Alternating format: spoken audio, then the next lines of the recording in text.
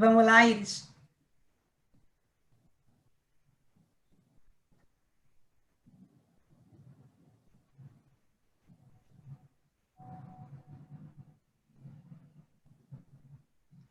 Eu só estou aqui dando, primeiro, dar boa noite aqui a todo mundo, enquanto todo mundo entra aqui na nossa live, só um minutinho.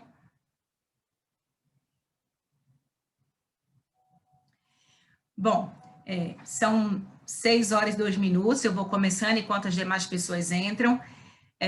Primeiro, queria agradecer aqui a presença de todos, agradecer aqui imensamente a presença dos painelistas. Gostaria de dizer que para mim é uma honra fechar essa jornada do ESG com esse grupo de debatedores tão especiais, que tem uma história tão grande de propósito nesse tema. E até então a gente tem discutido o propósito, né? Muito discutido o porquê do ESG, as empresas que já aplicavam ESG dentro de uma chamada de entender, né? A gente teve essa fala muito clara do Bate da Suzano, dizendo, eu não posso ter algo que seja bom para mim, que não seja bom para todos. Então, essa para mim foi uma máxima das empresas que, antes de virar agora essa moda ESG, começaram foram precursores nesse processo. E, para mim, o Fábio Barbosa, eu falo que eu conheço o Fábio há mais de 20 anos, ele não me conhece, está conhecendo hoje, mas Fábio sempre foi um executivo, eu conheci o Fábio, que vocês sabem, que eu trabalhei em banco de investimento um bom tempo, e Fábio foi presidente do Santander por 15 anos, e Fábio já aplicava diversidade de mulher, responsabilidade socioambiental, responsabilidade, né, tendo uma governança mais transparente. Então, acho que a gente tem aqui um modelo que tem aí o seu cabelo branco com muita história para contar nesse sentido, e hoje o Fábio, ele tem um papel extremamente importante nesse processo todo. É um prazer aqui, tá, com Daniel Izzo, que também é uma pessoa que é fundador e sócio, também uma pessoa extremamente atuante nessa área de fundos de impacto, né, que atua nessa responsabilidade também ambiental, de uma forma diferente, sendo medido diferente, mas tem muito a ver também com prática de ESG. A gente tem aqui a Marina Cansado, que também é um prazer enorme, Marina, estar aqui, também uma outra outra executiva que também está há bastante tempo, né, atuando nesse processo. A Regina nem se fala, a Regina aí aplica a ESG desde sua época, quando foi Country Manager da Standard & Poor's.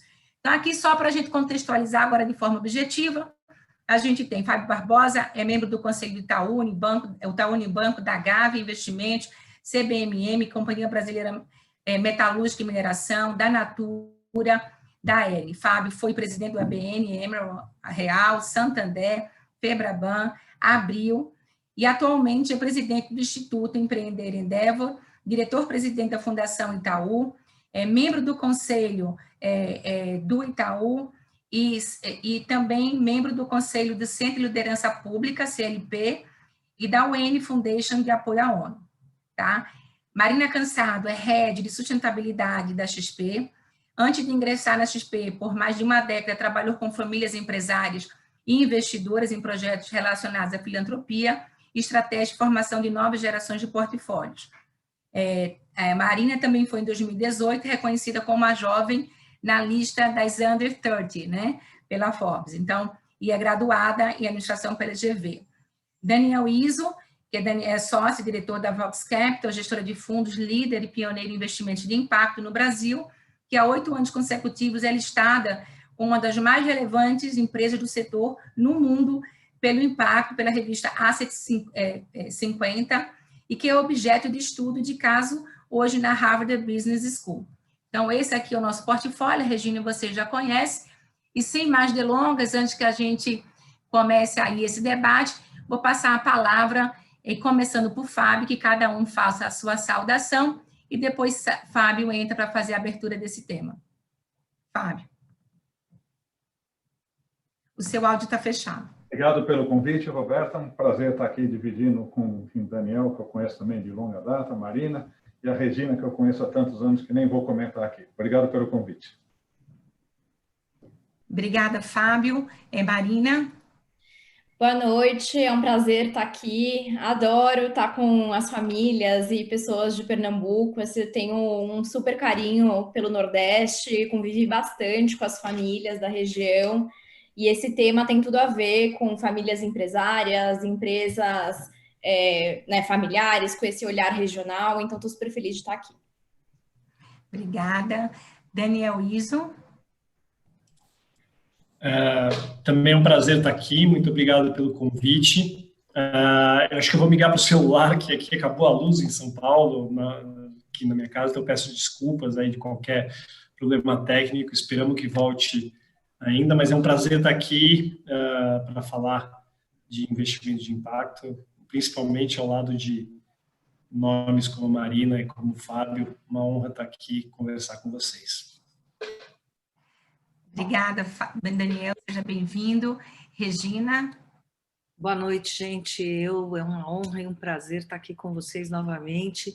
Eu tenho ouvido esses eventos, aprendido muito com tudo que a gente está vendo e ouvindo aqui. Sou realmente uma pessoa que aplico o ESG em análises há 30 anos. É um prazer estar aqui com o Fábio, Marina e Daniel. O Fábio é um amigo aí conhecido de longa data, Daniel e Marina, a primeira vez com vocês, mas a gente acompanha essas carreiras, então obrigado a todos pela atenção, pelo tempo, e tenho certeza que a gente vai contribuir para a compreensão e evolução do tema de forma bastante importante hoje. Obrigada, Roberta, e obrigada ao líder. Obrigada, Regina, mais uma vez. Fábio, a palavra é sua. Uma honra tê-lo aqui. Obrigado pela oportunidade. Eu vou me ater aqui aos exatos 5 minutos e tentar contar uma história longa, de uma forma resumida e objetiva, e ainda terminando com uns minutinhos para falar para frente, né? Mas eu trabalho com esse tema, né? Eu ia falar, Regina, que faz uns 20 anos, mas você me lembrou que de repente faz mais do que isso, porque quando estive no Citibank já fazia uns 10, pelo menos uns 30 anos. Por que eu entrei nisso? E depois vou ser rápido, né? Eu acho que uma coisa que teve muito impacto na minha vida foi quando eu morei fora, né? Eu trabalhava na Nestlé, trabalhei nos Estados Unidos, na Suíça, e isso pela Nestlé, né? Isso me impactou demais, né? Eu pedi demissão da Nestlé na Suíça, falei, eu vou voltar ao Brasil porque eu acho que eu posso ajudar um pouquinho o Brasil nisso que eu vou falar agora, né? Por menor que seja.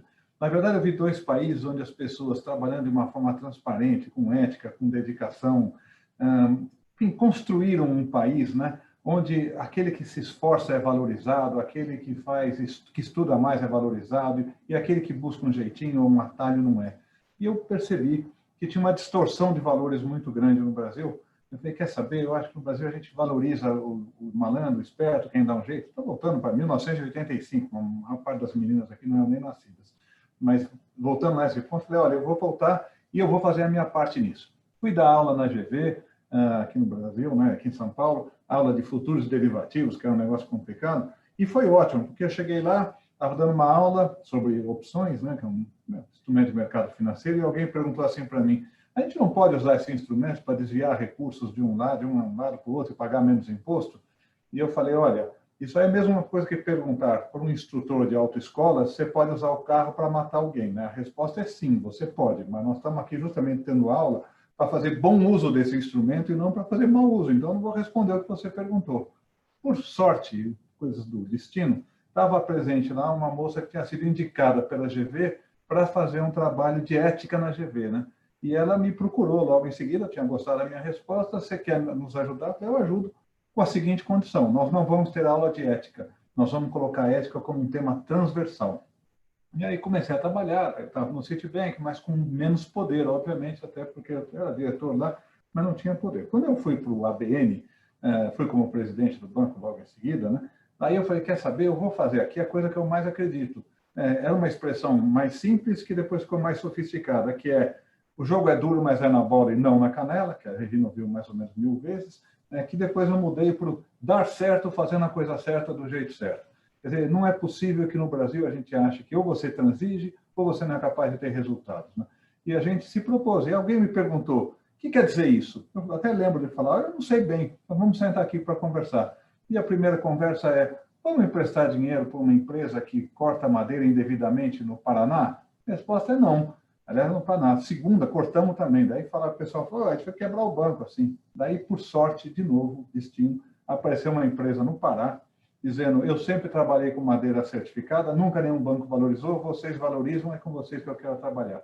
Bom, aí começamos com o projeto de fornecedores, com um monte de coisas, e a ideia sempre foi a seguinte, eu não gosto da ideia de passar a caneta no cheque, a borracha na consciência. Eu gosto da ideia de colocar dentro da estratégia da empresa, no comportamento das pessoas, a externalização das suas crenças, né? E não fazer um negócio em compensação, né? Que no Brasil, naquela época, era muito comum. Aliás, doações são muito bem-vindas, né? Eu apenas acho que, se você fizer a coisa certa no dia a dia, já é um grande trabalho. E depois, meu amigo Daniel vai falar um pouco sobre a evolução disso, para chegar no investimento de impacto, que eu, para poupar tempo e não tirar, eu não vou mencionar aqui. Mas eu queria pegar uma coisa importante, né? Pulando agora para onde estamos, nós estamos agora em 2020, 2021, eu falo o seguinte, se a minha geração não deixou um Brasil melhor para os nossos filhos, ela deixou filhos melhores para o nosso Brasil. Eu observo há 10, 15 anos que esses jovens que estão vindo têm uma consciência ambiental, social, ética e cidadã melhor do que a minha geração teve. Portanto, eles vão trazendo essa consciência para o consumo, para o investimento, para a alternativa de emprego que escolhem, enfim, trazem isso para a vida. Por que eu acho, fazendo muitas conversas, né, Regina e Roberto, as pessoas falam, será que isso é um movimento temporário? O que está acontecendo? Eu falei, olha, eu acho que é irreversível. Cada dia sai do mercado um consumidor que achava essas questões todas ambientais uma grande bobagem e entra um jovem que quer saber de onde veio o alimento, para onde vai a embalagem, se tem a ver com a Amazônia, se é saudável, tem muito sal, tem muito açúcar. Cada dia entra no mercado, sai do mercado um investidor que só olhava a questão do retorno e entra um investidor que quer saber se a empresa tem critérios de ESG, se tem filtros, se tem considerações desse tipo. É óbvio que a tendência está aí. E cada dia sai do mercado um profissional que só olhava o salário e entra um que quer saber de propósito. Então, para ficar dentro dos meus 5 minutos, e uma evolução muito grande, só para dizer, eu estou absolutamente convencido, né, de que esse processo é muito estruturado, que ele existe há 20 anos, que ele vem crescendo e que ele não aconteceu nos últimos 2 anos, ele está acontecendo há bastante tempo, né? O impacto que a gente conseguiu, e a Regina esteve mais perto, o Daniel também, com quem eu já há alguns anos tive interação, sabem muito bem disso, né? O número de pessoas que se engajam nisso é muito maior do que aqueles que ficam com sexismo. Então, termino dizendo assim, é um falso dilema saber se ou você olha essas coisas ou você olha a rentabilidade da empresa. A verdade é possível dar certo fazendo a coisa certa do jeito certo. E, na verdade, a sociedade demanda cada vez mais. Milagre conseguir falar nos 5 minutos que me foram dados aqui. Obrigado, Roberto. Obrigado, Regina. Obrigada, Fábio. Regina, está com você agora. Bom, primeiro, eu conheci o Fábio em 1986. Eu tinha 10 anos, tá? Ele já era bem velho, bem simples. Mas, assim, conheci e tem várias falas dele que influenciaram a minha vida inteira até hoje.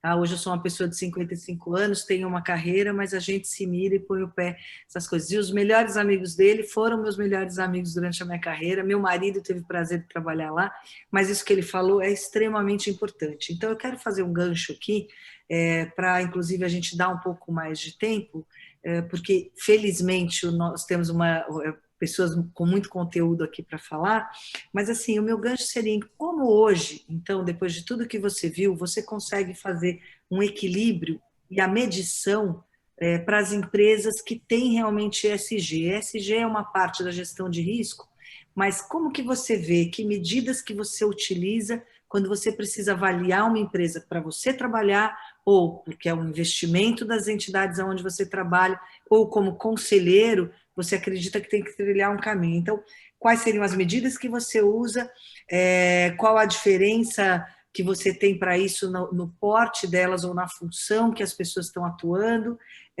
então, quais os benefícios que você vê também para as empresas que atuam fortemente na gestão de risco de ESG? Olha, eu agora tenho 45 minutos, Roberta, não, né? Fábio, você tem o tempo que você precisar. Imagina, eu vou ser até em respeito também ao Daniel e a Marina, não vou atropelar não, depois tem outras perguntas. Mas respondendo objetivamente. Bom, primeiro, eu vejo, né, uma coisa importante. Vou começar pela sua última palavra, até que o assunto aqui é mercado financeiro. Né? Eu adoro ver o mercado financeiro olhando isso como investidor ou como, enfim, aquele que decide crédito. Né? Lá atrás, Regina, quando a gente começou o trabalho no Banco Real, portanto, há 20 anos, a gente percebeu que empresas que melhor pontuavam em alguns critérios que a gente colocava com relação à questão ambiental, social e de governança, que já existia, aliás, não era um pacote com o nome ESG, mas já estava lá, eram as empresas que representavam o menor risco.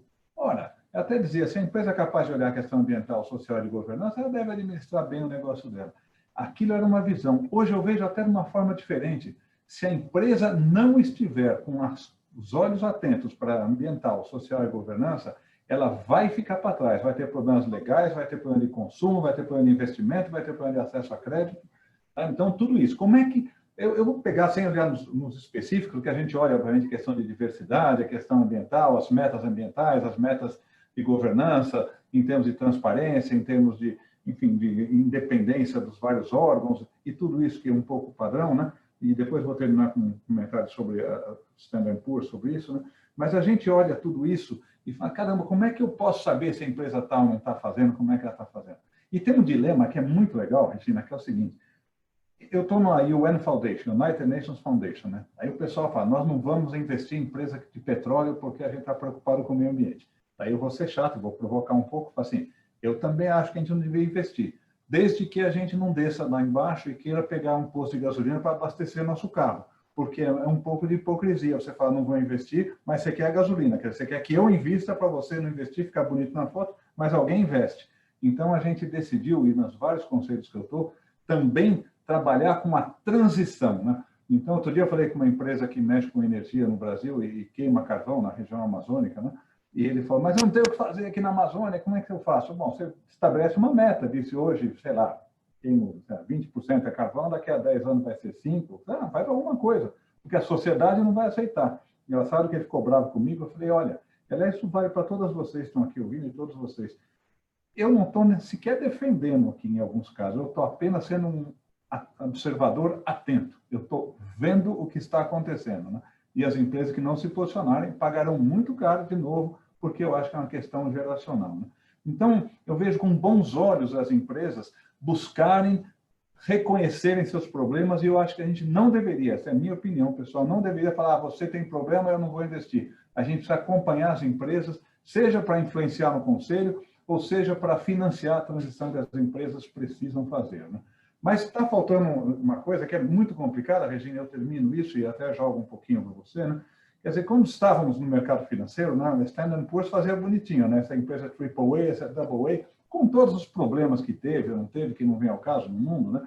E vai ter também no caso do meio ambiente e ASG em geral. Quer dizer, é importante ter uma referência de um terceiro. Quer dizer, eu, Fábio, não consigo saber se a empresa de fato faz aquilo ou não faz, eu nem quero gastar tempo, cada um vai dar uma nota, vai ficar uma loucura isso. Então, eu vejo a Ambima se mobilizando aqui em São Paulo, eu vejo algumas empresas se mobilizando para começar a dar um certo rating, para a gente começar a ter uma pista, né? Para que vocês, enfim, algumas de vocês trabalham em empresas grandes, outras menores, algumas são investidoras, outras não são, mas não cabe a você também ficar olhando se aquela empresa é ou não é, precisa ter uma nota. Então, a gente vai colocar a Regina aqui num Standard & Poor's, um S&P ASG, para complicar assim, para dar uma nota e dar a todos nós uma referência, que eu acho que o mercado vai trabalhar nessa direção, mas ainda não estamos lá. Enfim, ficando também num tempo restrito aqui para dar espaço para os demais, é isso que eu queria falar, Regina. Fala contigo. Super bom ouvir isso, e aí eu vou jogar então para a Marina, que hoje tem fundos que estão super vinculados ao ESG, e eu gosto de falar ASG, Ambiental, Social e Governança, que é em português. Então, o nosso ASG, Marina, puxando esse gancho do Fábio, que eu acho que o maior problema hoje é como fazer essas medidas com tantas empresas fazendo essas medidas. Como é que a XP faz isso? E, claro, se você quiser ir um pouco em torno de como vocês trabalham, seria muito importante para a gente. Como você leva em consideração isso e que tipo de medida? Perfeito. Então, antes de falar da XP, eu queria dar uma big picture, né, do que o ASG significa, né, no mercado financeiro. Então, para a gente vê a incorporação, né, dos fatores ASG como uma evolução do processo de investimento. Por entender que se a gente não tiver, né, um olhar para risco sistêmico, holístico, a gente não está fazendo um bom gerenciamento de risco, e também por entender que tem uma série de oportunidades de geração de valor e de antecipação de mercados, da gente olhar para essa transição para uma economia de baixo carbono, pela busca, né, de redirecionar os fluxos de capital em torno da Agenda 2030. Então, a gente olha, né, esse processo, né, de evolução do investimento, tanto pela ótica do risco, quanto da ótica da oportunidade, né? Então, se eu fosse resumir em uma frase, né, o que é ESG no mercado financeiro, é a gente trazer esses novos conjuntos de dado, né, então ambiental, social, de governança, para o processo de investimento. O ponto é que, assim como cada gestor tem sua filosofia de investimento, cada gestor também tem a sua forma de pegar esses dados ASG e incorporar no seu processo de tomada de decisão. E aí que começa a ficar confuso, né? E aí, por isso, e inclusive acaba sendo a razão de uma série de polêmicas, né, que a gente tem sobre o tema. Então, eu vou dar alguns exemplos de abordagens ASG no processo de investimento. Então, por exemplo, tem gestores que eles acham que, para eles é importante criar listas de exclusão, né? Então, assim, eles não vão investir em empresas que não tenham um score ASG acima de tanto. Ou eles não vão investir em empresas em determinados setores. Ou eles não vão investir em empresas, por exemplo, que não tenham mulheres na liderança. Então, se define critérios, e esses critérios podem ser definidos com base, né, em diferentes fatores, para criar essas exclusões. Isso é uma forma, né, de pegar os dados ASG para a tomada de decisão de investimento. Uma outra forma é a inclusão, o best in class. Então, assim, eu não vou deixar de investir em nenhum setor, mas eu vou buscar a empresa com melhor performance ASG naquele setor. Esse é um outro caminho. Um outro caminho é, olha, eu não vou deixar de investir em ninguém, mas eu vou priorizar, eu vou ter uma exposição maior àquelas empresas que eu vejo que estão fazendo o melhor esforço. Ou seja, elas estão fazendo uma transição mais rápida. Uma outra abordagem é o engajamento. Então, eu vou lá, não deixo de investir em ninguém, mas eu me engajo, né? Eu vou lá, crio um plano de ação, sento no conselho, ajudo aquela empresa a melhorar. Uma outra abordagem é a integração na análise fundamentalista. Então, eu vou usar os fatores ESG para, eventualmente, dar um desconto ali na taxa da empresa, aumentar ou diminuir o custo de capital e assim por diante. Então, a informação ESG vai mudar o valuation. Uma outra abordagem, a última, é o temático, né? Então, são aquelas, por exemplo, fundos ou gestoras que escolhem, priorizam temas ligados à sustentabilidade e só investem em empresas ligadas naquele tema. Então, por exemplo, Nordea Climate Change é um fundo da gestora norueguesa Nordea que só investe em empresas relacionadas aí à transição para uma economia de baixo carbono e mitigação de riscos climáticos. Então, o que eu quero dizer com tudo isso? Que o grande desafio do ASG é que tem diferentes formas de utilizar essas informações. E, na nossa visão, não tem certo e errado. E por isso que o que importa para a gente, assim, e aí até para mim na pessoa física, para além aqui do meu papel da XP, é as empresas, independentemente da estratégia, né, que o gestor adotar, o que importa é as empresas estarem evoluindo, muito nessa linha da transição. E aí eu uso um termo que eu gosto bastante, que é ver se a empresa tem fitness for the future, ou seja, o quanto que aquela empresa é aderente a um futuro sustentável. E aí tem duas perguntas que, inclusive, a JGP, que é uma gestora super parceira, faz, que eu gosto muito, que eles chamam, né, o teste de sobrevivência das empresas para o futuro, né, ou para a sociedade do futuro. Que eles fazem duas grandes perguntas, né, que eu acho que elas resumem muito bem o que a gente, no final das contas, quer saber. Essa empresa está num processo de transição para uma economia de baixo carbono? Posto assim, que essa transição vai ter que acontecer para a gente alcançar, né, as metas aí de não ter um aquecimento global para além de 2 graus lá Celsius. Então, vai ter que acontecer. E isso vai acontecer de diferentes maneiras, mas vai. Segundo, essa empresa, ela está se adaptando e repensando o seu modelo de negócio para estar alinhado com os valores dessas novas gerações? Então, assim, o que eu quero fechar, assim, esse bloco? Acho que mais do que, né, dizer que cada uma dessas várias abordagens que eu disse, se ela é certa ou se é errada, eu acho que as duas grandes perguntas que a gente tem que fazer é sobre esse teste de sobrevivência. A empresa está na direção de uma economia de baixo carbono e a empresa está cada vez mais alinhada e aderente aos valores, né, dessa nova geração. Se a empresa estiver indo nessa direção, a probabilidade, né, dela ser aderente e prosperar nesse futuro sustentável é muito maior. Perfeito, muito obrigada, Marina, ficou super claro e acho que deu um gancho a esse projeto e processo que o Fábio começou há 30 anos atrás ou mais. E, Daniel, um prazer estar aqui com você, a tua reputação te precede, a gente sabe bastante sobre você e sobre a Vox Capital, mas eu queria que você trouxesse um elemento novo no ESG, que migramos para ESG, como faz esses investimentos, que é essa discussão do que é um fundo de impacto e como que ele faz as suas avaliações, até em comparação ou em somatório a essa visão de gestão de risco de ESG, que, como o Fábio falou, sempre teve lá, principalmente governança, claro que flexibilidade social, e sem me alongar, conta para a gente um pouco o que é um fundo de impacto e como é que isso funciona para todo mundo aqui entender. Ok, obrigado. Pessoal, para quem não estava aqui no começo, estou aqui meio à luz de velas, que eu estou sem luz em casa.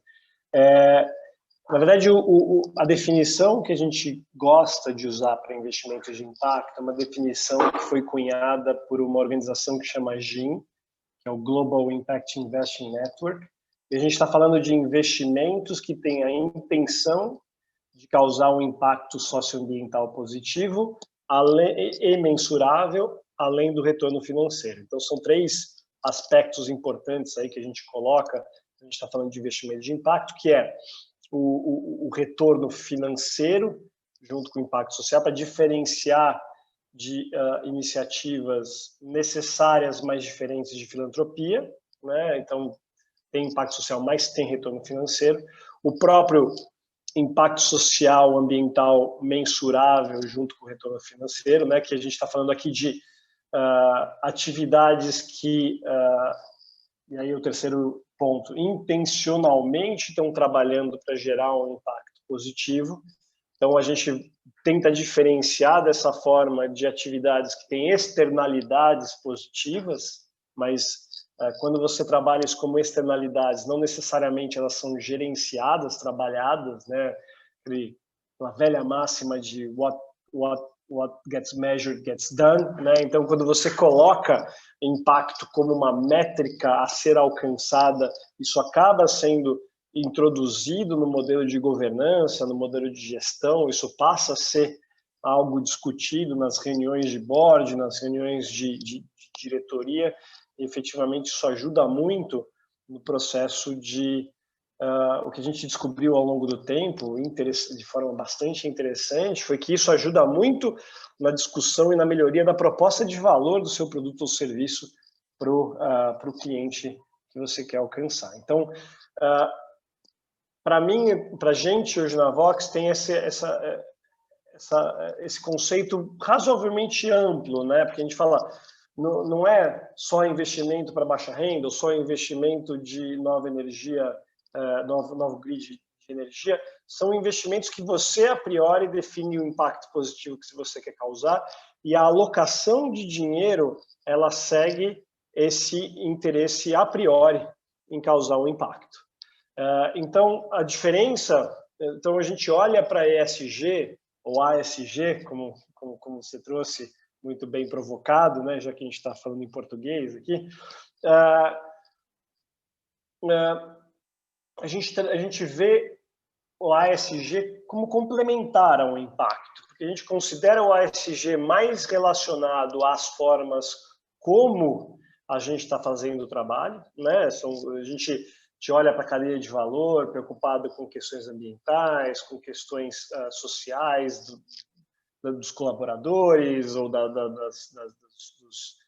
das comunidades ao redor. A gente olha para um modelo de governança mais inclusivo. Então, o ASG fala muito do como o negócio é feito, e os investimentos de impacto, eles olham muito para o que é feito, né? Então, quando a gente está falando de investimento de impacto, a gente está considerando o impacto do core business. Então, o impacto que é causado naquele cliente final, no consumidor final, ao consumir, ou ao comprar, ou ao usar o serviço daquela empresa. Então, são coisas que elas podem andar sozinhas, o ideal é andar juntas, mas a gente vê o ASG muito complementar ao impacto. E falando de impacto, eu queria pegar um gancho no que o Fábio falou. O Fábio, grande mentor nosso, desde o começo lá da Vox, de uma certa forma envolvido, conversando com a gente. Logo cedo na vida da Vox, a gente começou a perceber que não existe decisão de investimento sem impacto, né? Então, uma coisa importante que a gente acha que a gente tem trabalhado mais recentemente é para tirar o investimento de impacto de uma caixinha. Porque a gente fala, a gente não deveria estar vendo para investimentos de impacto como, temos investimentos normais e temos investimentos de impacto. E aí a gente gosta de estourar a bolha das pessoas, provocando, falando que não existe decisão de investimento sem impacto, né? Porque, a grosso modo, o dinheiro ele sai do nosso bolso, ele vai para alguma coisa, e essa coisa precisa prosperar para a gente receber o retorno que a gente espera. Então, esse prosperar é criar alguma coisa no mundo, né? Então, esse impacto ele vai existir, seja ele positivo intencional, positivo ou não intencional, negativo não intencional, mas o impacto ele vai estar lá.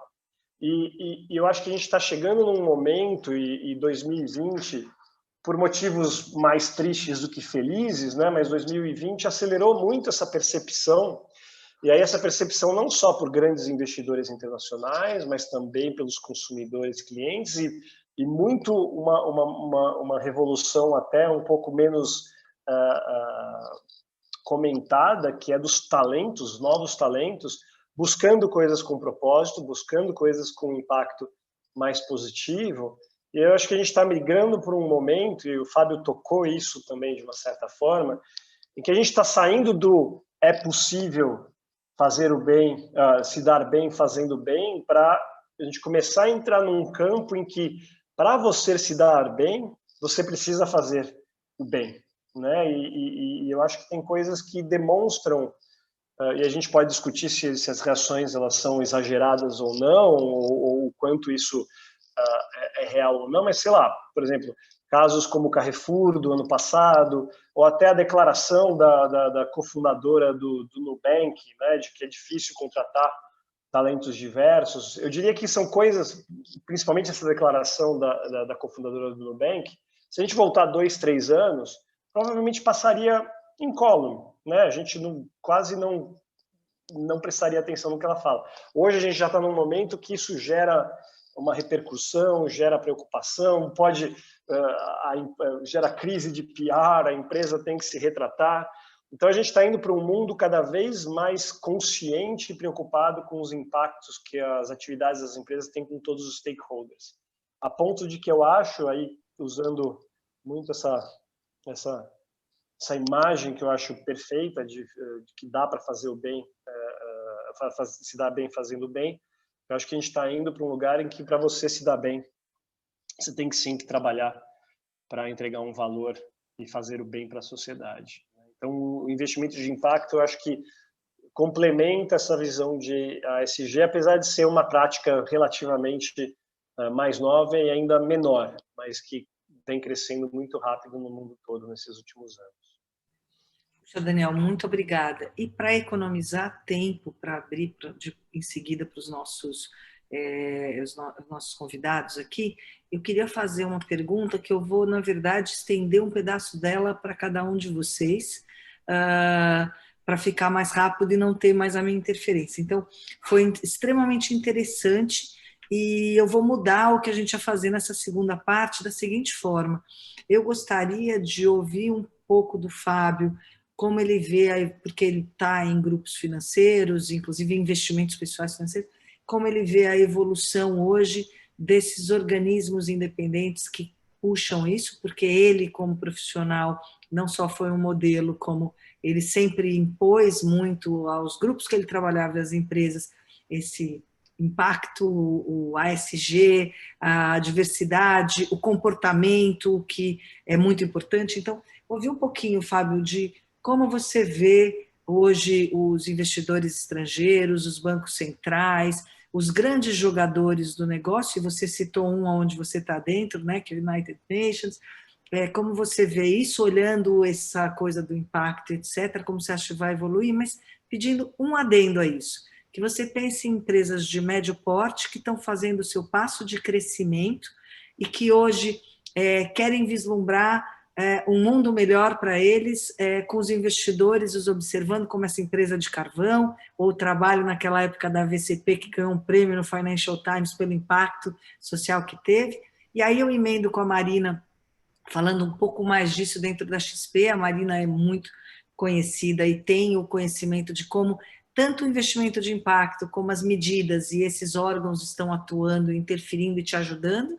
E aí, Daniel, para você que está fazendo isso, eu te peço até um pouquinho de linhas do que você pode dizer para a gente que essas empresas representadas aqui têm que observar para trazer para uma Vox e para o mundo esse tipo de colocação e que nas empresas deles são feitos. E eu me calo aqui, Fábio, Marina e Daniel, vocês vão aí na sequência para a gente poder ir rápido nesse segundo bloco. Obrigado, Regina, excelente. Tentar ser rápido, eu vou começar com uma coisa, dando continuidade ao que o Daniel falou aqui. É o seguinte, na verdade, pegando todo mundo aqui, alguns investidores e tudo mais, vai falar, não existe dinheiro, ninguém tem dinheiro, né? Eu vou pegar um gancho do Daniel aqui. Ninguém tem dinheiro. Tirando o dinheiro que está no bolso de cada um de vocês, ninguém tem. O que vocês têm é o poder de alocar um determinado dinheiro que está na sociedade, que diga-se passar, está em título público, está onde, e falar, eu quero investir em empresas do tipo A ou do tipo B. E o mundo vai ser mais A ou mais B. Você tem um poder muito maior que do dinheiro, que é alocar recursos da sociedade, que é mão de obra, enfim, energia elétrica, será para um determinado fim que vai produzir um bem para a sociedade. Até recentemente, as pessoas ignoravam, simplesmente porque ia ter o retorno. Independentemente de você olhar isso como uma forma de causar impacto positivo, seja externalidade, Daniel, ou seja, no core business como sendo um objetivo específico, né? O que não deixa de ser muito bom, as externalidades forem positivas, né? Mas agora o que eu vejo é o sarrafo subindo cada vez mais, né? Então, o que você acha que hoje é aceitável, daqui a pouco pode não ser. Então, eu fico preocupado quando eu vejo os bancos ou as pessoas alocando, não fique achando que o retorno daqui a 5, 10 anos vai ser baseado no mesmo mundo em que vivemos agora. Eu nem vou falar de Covid, obviamente, né? Mas eu vou só dizer que o sarrafo está subindo cada vez mais. E quando a gente fala the business of business is business, ou seja, os negócios são negócios, eu gosto de lembrar que o que o Milton Friedman dizia é que o valor de uma empresa é a perspectiva de lucro futuro trazida para hoje. Então, a empresa está num negócio e sustentabilidade nada mais é do que você fazer hoje, o que você pode fazer amanhã e depois numa sociedade que está cobrando cada vez mais. Então, sem nenhuma procuração do Milton Friedman, eu digo, negócios são negócios sustentáveis. Tá? E é isso que ele queria dizer no final. E aí eu queria fazer uma observação e chegar exatamente no que você me perguntou, Regina. Vou fazer uma frase e vou refrasear, que é para provocar. Nós vamos ser julgados daqui a 5 anos pelo que fazemos hoje, com regras e valores de daqui a 5 anos, 5, 10 anos. Estranho, refrasearei. Nós temos julgados hoje pelo que fizemos há 5, 10 anos, com regras e valores de hoje. Eu podia pegar o exemplo das multas ambientais que existem por empresas que, por desaviso, deixaram alguma contaminação no terreno, na água, ou com pessoas e tudo mais, multas gigantescas, né? Como é o caso da Monsanto agora com 2,5 bilhões de dólares, ou um caso simples, que eu não vou entrar no detalhe, de um posto de gasolina, um terreno de posto de gasolina que minha família tem, que foi contaminado por questão de gasolina lá, e agora o terreno vale R$300 mil e custa 300 mil para descontaminar, né? E aí fica a questão jurídica de quem paga. Por quê? Porque estamos sendo julgados hoje pelo que aconteceu há 5, 10 anos, quando isso não era proibido. Caso chocante, Kevin Spacey, aquele ator americano, uma barbaridade que ele fazia há 10, 15 anos. Por que não veio à tona? Porque a sociedade não abria possibilidade para isso. Quando a sociedade abriu a possibilidade e esse assunto veio à tona, demorou mais ou menos 24 horas para ele ser totalmente excluído. Isso vale para as empresas, isso vale para as pessoas. Então, é muito importante você ter essa noção de que você está num mundo onde o sarrafo está subindo cada vez mais. E aí entra a questão dos bancos que você está me perguntando. Quer dizer, é questão de risco, né? É o que eu falei lá atrás, Regina, sem ter essa noção clara. Eu falei, por que nós vamos emprestar dinheiro para uma empresa que está fazendo desmatamento ilegal no Paraná? E eu dizia, além de eu achar errado, deixar isso lá, alguém acha, dizia eu há 20 anos, que daqui a alguns anos a empresa vai estar lá cortando madeira indevidamente? Ela não vai estar, ela não vai ter como nos pagar. Então, se não for pela convicção de que você acha que a coisa funciona, faça pela conveniência. E que, olha, é um mau empréstimo, o cara não vai estar para pagar. Por quê? Porque a sociedade está cada vez subindo. Aliás, é um caso concreto, acabou. Não tem mais, pode ter na Amazônia. No Paraná não tem mais, óbvio que não tem, porque é uma loucura uma proposição de negócio seja isso. Então, o que eu vejo, na verdade, enfim, o Banco Central começa a olhar e fala, escuta, isso são riscos que você tem. Empresas que trabalham com produtos químicos, com mineração, né, haja visto os acidentes, os 2 acidentes que tivemos, né, ou que trabalha, enfim, com problemas, ou ignora problemas sociais e problemas de diversidade e tudo mais, que até eu não vou entrar nisso, mas acho que o grande problema do mundo que vem para frente é a desigualdade. E esse problema veio para ficar, mas não vou nem falar. Eu achei que a primeira grande onda foi questão ambiental, a segunda grande onda foi questão de ética, aqui no Brasil em particular, né? Lava Jato, e agora é desigualdade. Esse assunto veio para ficar. Então, porque os bancos estão olhando e os investidores estão olhando, eu preciso investir numa empresa que esteja preparada para viver este mundo que cada vez demanda mais, né? Então, os bancos centrais também começam a olhar, falam, escuta, que empresa você está trabalhando? Então, voltando ao que você pediu para trazer para as empresas de médio porte, né? Eu acho que tem que estar pensando no seu dia a dia de que o seu trabalho, a sua maneira de trabalhar, mesmo empresas médias, que são de diversidade, questão de ambiente, questão da embalagem, é o consumidor que está determinando isso. Tem 3 razões, Regina, para as pessoas mudarem o comportamento das empresas. É por convicção, porque acham que esse é o melhor jeito de fazer, é por conveniência, porque acham que isso, fazendo assim eu vou vender mais, ou é por constrangimento, que elas, cara, não dá mais para ficar dando sacolinha plástica, eu preciso fazer alguma coisa. Não importa, todos vão na mesma direção, né? Então, eu acho que, independentemente dos negócios, eu desconheço exatamente a atividade de cada uma das pessoas que estão aqui, mas vale passar um pente fino e ver o que você está fazendo com relação à questão de governança, a questão, especialmente no caso das empresas médias, questão ambiental, que é a coisa mais visível que tem.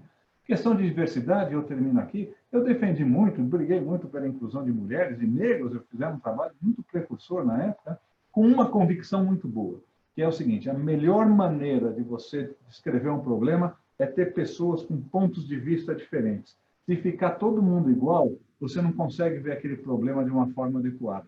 E daí, ao invés de fazer dessa ética, dessa visão, uma amarração, uma restrição, pessoal, é uma inspiração. Trabalhar com desigualdade, trabalhar com diversidade, trabalhar com questão ambiental, isso é para inspirar, é para fazer uma coisa que dá ânimo, que nos dá prazer em fazer e não ficar vendo como uma ética restritiva e sim como uma ética inspiradora. Então, eu tinha muita coisa mais para falar, mas acho que está dado o recado aqui. Marina, é com você agora.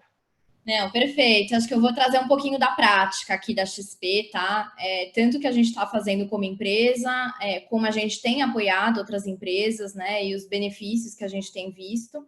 E, por fim, o que a gente pode fazer também como investidor, né? Pessoa física, a despeito, né, do tamanho do bolso. Então, acho que aqui como XP, não sei quanto vocês conhecem a história da XP, mas a gente sempre teve o valor da educação e de dar acesso, né, para as pessoas poderem investir e melhorar a sua vida como algo central. Mas foi recentemente, assim, para ser bem sincera, com a pandemia, que teve um profundo repensar sobre o nosso papel como alocador, como plataforma, e a gente acabou trazendo, né, para o centro da nossa discussão que a gente quer ser a melhor, né, empresa de investimentos, a melhor plataforma de investimentos para o mundo, né? Não do mundo, mas para o mundo. Tanto é que a gente está num processo, né, para virar uma empresa B, que tem justamente, eles falam, né, não é do mundo, mas para o mundo, eles usam esse termo. E aí a gente está vivendo um processo que é super complexo, né? Inclusive porque dentro da XP já é uma empresa muito grande e tem uma série de dificuldades, né? Tanto repensar todas as nossas estruturas de governança, nossas metodologias de investimento, nossas políticas, alinhar incentivos, porque esse também é uma questão fundamental, né? Tá todo mundo sem tempo, todo mundo querendo, né, cumprir meta, e se esse olhar, né, da busca dos investimentos ESG de impacto não tiver na estrutura de incentivo, a gente não consegue, né, avançar na velocidade que a gente precisa. Pensando aí metas das mais variadas, como por exemplo, né, até 2025, ter pelo menos 50% de mulheres na companhia. Tá? Então, esse é uma big picture aqui de XP instituição. O que a gente tem visto, né, no ponto de vista das empresas, né, para as quais a gente trabalha e as quais a gente tem como parceira? Primeiro, que a gente está vendo que, assim, as evidências são muito concretas, que tem muitos ganhos, né, de você ser uma empresa que está comprometida a avançar, né, nessa curva evolutiva do ESG. O que a gente tem visto de prático? Redução de custo de capital. Então, você conseguir captar dinheiro do mercado a taxas muito mais baixas. Por exemplo, a Suzano, né, que já é uma empresa global, grande, etc., captou bilhões, mais de $1 bilhão recentemente, em 2 operações, que teve a menor taxa histórica, né, com o qual a Suzano conseguiu captar dinheiro no mercado. Inclusive, foi num esquema que foi um título ligado à sustentabilidade bem interessante, porque qual que é a história? Se a Suzano não cumprir as metas, né, ligadas à sustentabilidade que ela se colocou para conseguir captar esse dinheiro, ela paga uma multa, ela paga um prêmio a mais para o investidor. Então, tem todo um incentivo, né, para a Suzano, enquanto empresa, cumprir aquelas metas que ela estabeleceu. E isso é uma coisa que a gente acha que vai crescer muito esse ano aqui no Brasil, que são as formas de captar dinheiro no mercado por meio de instrumentos de dívida. Então, por exemplo, um CRA, uma debenture, um título verde, um título ligado, né? Aí a gente tem esses vários tipos de título. Um título verde é um título que o dinheiro captado é usado, né, a serviço de algum projeto ligado à sustentabilidade. Mas isso a gente está falando de empresas de vários portes. Hoje mesmo eu estava num call com uma startup que a gente está estruturando a emissão de um CRA de 40 milhões de reais, né? Então, a gente está falando que esse instrumento, né, vai poder, de captação com o mercado, com base em metas de sustentabilidade ou de avanço social e etc., pode ser um ótimo instrumento, né, para empresas de médio porte. Outra coisa que a gente tem visto é que os múltiplos das companhias que estão performando bem ESG estão se tornando muito maiores. Então, tem uma questão mesmo de aumento de valor da empresa, porque é isso que o Fábio falou, né? A gente traz para valor presente essa expectativa, né, de valor futuro que passa a ser maior a partir do momento que é uma empresa que está lidando, endereçando os vários riscos e que está mais aderente a um futuro sustentável a esse mercado. Então, para quem está pensando em IPO ou para quem possivelmente se vê, né, sendo investida por um fundo de private equity, tem um super valor. Fora outros, né, fortalecimento de marca, atração e retenção de talentos, enfim. Então, os benefícios, assim, são múltiplos, né? Então, acho que isso para as empresas, né? Do ponto de vista, isso é uma coisa que eu trago muito, do investidor, pessoa física, eu acho que, assim, a gente está mudando nossos comportamentos muito mais rápido no consumo do que no mundo de investimento, tá? A gente fez aqui uma pesquisa com 30 mil clientes, mais de 90% quer saber mais sobre o assunto, mais de 70% quer investir em oportunidades alinhadas, né, aos seus valores ou que gerem impacto positivo, mas a gente ainda vê uma série de barreiras. Então, acho que a gente tem um trabalho muito grande para ser feito, de desmistificar, né, ainda que investir com impacto ou investir com ESG gera perda de retorno, ou que isso tem mais risco, né? Porque é pelo contrário. Mas a gente ainda vê uma série de barreiras, né? De desconfiança mesmo, desconfiança sobre impacto real, né? Daquelas práticas ESG ou daquelas práticas de impacto.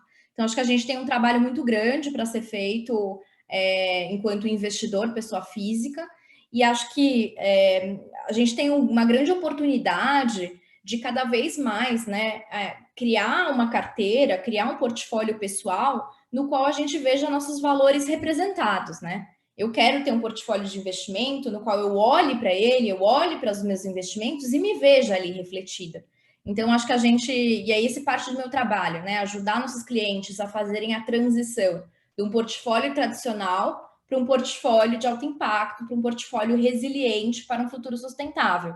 Então, acho que esse é um convite, né? uma provocação para cada um de nós, né? Se cada um de nós conseguirmos aliar, né, onde a gente está investindo com os nossos valores, sem dúvida a gente vai acelerar muito essa realocação de capital que é tão fundamental para a gente lidar com os desafios dessa década, que é decisiva. E termino aqui, tá? A gente está quase alcançando pontos de inflexão numa série de questões.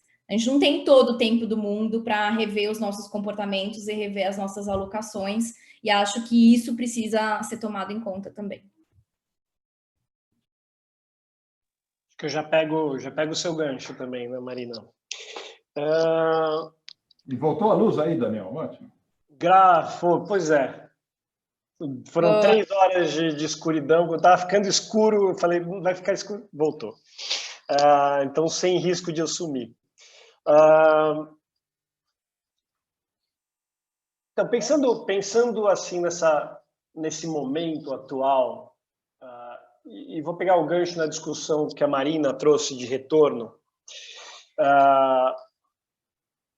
Desde o começo, a gente olhava para investimento de impacto na Vox, desde lá de 2009, quando a gente começou a falar do tema, e era visto com muito ceticismo, né, pela maioria das pessoas. A gente achava que o impacto, ele no investimento olhando a longo prazo, ele deveria trazer um retorno tão competitivo ou até mais competitivo que investimentos que não se preocupavam com o impacto. O que era uma coisa meio intuitiva ou até uma premissa nossa, ele começa a se provar mais recentemente, né? Vou falar um pouco só do nosso Fundo 2. O Fundo 2 da Vox, a gente usa um modelo de Venture Capital para fazer investimento. A gente compra participação em startups, né? Ele é um dos fundos que está entre os top 10% fundos de maior retorno do mundo em Venture Capital, seja de impacto ou não, de 2017. E a gente acha que isso não é por acidente. Isso não é por acidente. Uma empresa que está se preocupando e efetivamente entregando impacto como valor para o seu cliente, então preocupado em melhorar a vida, não é que é só eu estou servindo, eu estou entregando um produto, não, eu estou preocupado em melhorar a vida desse cliente. Ele tem uma imagem de marca melhor, ele tem uma fidelidade desse cliente, o consumidor, maior, ele consegue atrair mais talento, porque cada vez mais as gerações mais novas estão preocupadas com o propósito, com uma busca maior do que simplesmente um emprego. E eu acho que, assim, também a Marina trouxe aqui, também já começam a surgir isso mais recentemente, linhas de crédito mais baratas, fundos olhando de forma, com melhores olhos para essas empresas, de forma que a gente vê que a tendência é se conseguir mais retorno, inclusive, do que investimentos que não se preocupam com o impacto. Isso, de novo, a gente está falando de um fundo que começou em 2016, então começou há 5 anos atrás, como o Fábio falou. A gente está lançando um fundo que vai olhar para os próximos 10 anos, os próximos 10 anos nem se discute isso, né? Então, usando um exemplo, vocês podem pesquisar na internet, a gente tem uma empresa no Fundo 2 que está dando esse retorno super legal, que chama Cellcoin. O que a Cellcoin fez? Eles criaram um aplicativo. Vamos dar o contexto brasileiro aqui, né? A gente tem ainda 40% dos brasileiros adultos com pouco ou nenhum serviço bancário, 60% a 70% dos boletos são pagos com dinheiro na boca do caixa, e só 800 das 5.500 cidades brasileiras têm caixa eletrônico fora de uma agência bancária. Então, o brasileiro pega ônibus para pegar a fila do banco para pagar a conta de luz. É isso que brasileiro médio faz. Eles criaram um aplicativo que torna qualquer um correspondente bancário mobile. Então você faz o download do aplicativo, carrega aquele aplicativo com dinheiro e as pessoas podem pagar as contas delas, fazer recarga de celular, etc., usando o seu celular. Então, para o pequeno varejista, pequeno empreendedor, principalmente em lugares mal servidos pela rede bancária, a gente está falando aí principalmente interior do Pará, interior do Maranhão, interior do Piauí, faz muito sentido. Então, o cara vendia pão, vendia, sei lá, sabonete, água. Agora ele fala, pague sua conta, recarregue seu celular aqui. E tem um impacto nas duas pontas, né? Hoje a gente tem 30 mil agentes, se você for considerar a maior rede de pagamento de boletos do Brasil, né? Não no volume, mas em número de pontos. esses 30 mil agentes, que a gente chama, que é quem faz mais de 15 transações por mês, ganham em média R$200 a mais por mês só oferecendo isso, além da loja dele, do que ele já servia. E quem usa o serviço economiza por mês R$4,44, ou seja, um transporte e uma fila em banco. E como vocês podem imaginar, isso explodiu com a pandemia, né? O pessoal não podia pegar, não podia pegar transporte público, fila, não pode ainda, né? Vou corrigir esse tempo verbal, infelizmente. Mas, assim, de março para abril, de março para julho, mais do que duplicou o tamanho dessa rede e de quem faz transações lá. Então, assim, você está dando dinheiro para aquele cara, né, com um super serviço para ele, você está melhorando a vida de quem paga. Hoje já são mais de 10 milhões de contas por mês sendo pagas, mais de 1,5 bilhão de reais transacionados ali por mês nessa rede. E se vocês quiserem entra no YouTube. No YouTube tem uma página em que os agentes colocam vídeos voluntariamente. Se chama Cellcoin, então na página do YouTube do Cellcoin vê o depoimento desses agentes. Então esses caras estão contratando super fácil, eles estão ganhando cliente super fácil e o valor, e assim, o faturamento deles multiplicou por 10 em 3 anos. Então é uma empresa que está indo super bem, fazendo o bem, né? E aqui como dica, já que uma das coisas que a gente está falando assim são de empresas médias ou qualquer empresa, na verdade, né? Uma ferramenta que é super útil para a gente. E aí, pessoal aqui do Lead, eu me coloco super à disposição para dividir essa metodologia ou conversar com quem quiser. A gente está investindo um trabalho que chama Teoria da Mudança. Então, a gente pega o serviço, que deveria ter um impacto, e cria o caminho desse serviço até o impacto real. E no meio desse caminho, a gente identifica o caminho crítico, né? A gente identifica passos críticos nesse caminho para alcançar esse impacto e define indicadores que servem de proxy para esse impacto e que vão ser acompanhados no dia a dia da empresa. E quando o impacto está no core business, esses indicadores eles servem como validação da proposta de valor do negócio. Então, a gente acaba usando isso na gestão, não é só para o que você está fazendo para medir o impacto. Não, a mensuração e o acompanhamento do impacto ele indica se a proposta de valor está funcionando, e aí, gente, marketing, material de vendas, funciona, você vai se dar bem, ajuda, vai melhorar de vida.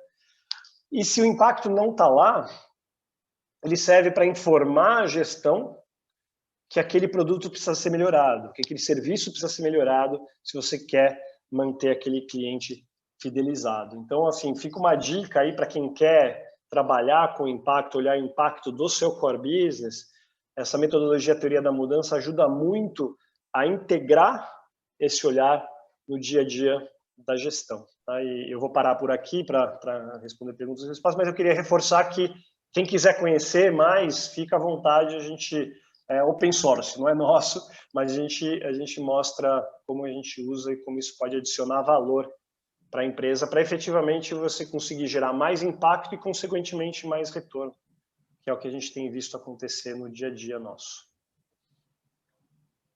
Isso aí, Daniel, achei que foi super pertinente, queria agradecer a todos aí, a Regina, por ter conduzido essa primeira fase aí do debate, e a gente abre agora, a gente tem mais 30 minutinhos para a gente conversar aqui com a audiência, e a gente tem aqui a primeira pergunta, que é da Flávia Reis, ela é sócia da Pires Advogados, é uma grande advogada que já atua nessa área, com especialidade na área ambiental, e, assim, tem sido super atuante, levantando essa bandeira há um bom tempo, né, Flávia?